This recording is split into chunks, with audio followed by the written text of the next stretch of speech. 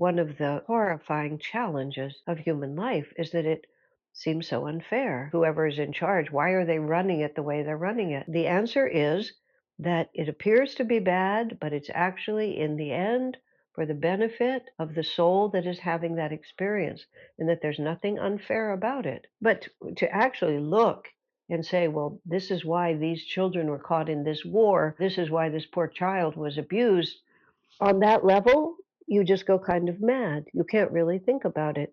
You have to start with some deeper realization within your own self that the world, the obvious world that I see with my senses, is not the entire picture. And that doesn't mean that the dark things aren't true. The best way to think about it is if you paint your hand black, which is all the hard things that happen in the world, you put it over your eyes like this, you are absolutely blind. You open your eyes, you see nothing but blackness. And that's what will happen if you just try to answer that question on the level that you're asking it.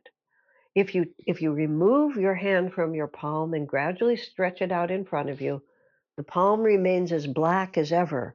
We're not pretending that these things don't happen. We're not comforting ourselves with a lie.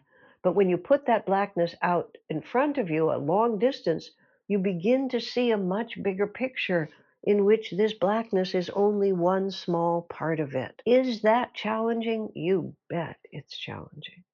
I mean, this is the law of karma. You don't get that with your mind.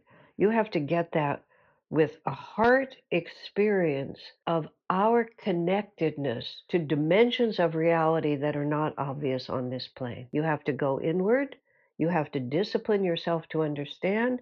You have to study ancient and modern spiritual wisdom. You have to do those things which give you an experience of another dimension so that you can peel that black hand away from your face and have another reality in which it fits. I don't ever try to persuade anyone of this. I speak about it passionately because it has saved my life. Otherwise, suffering is overwhelming.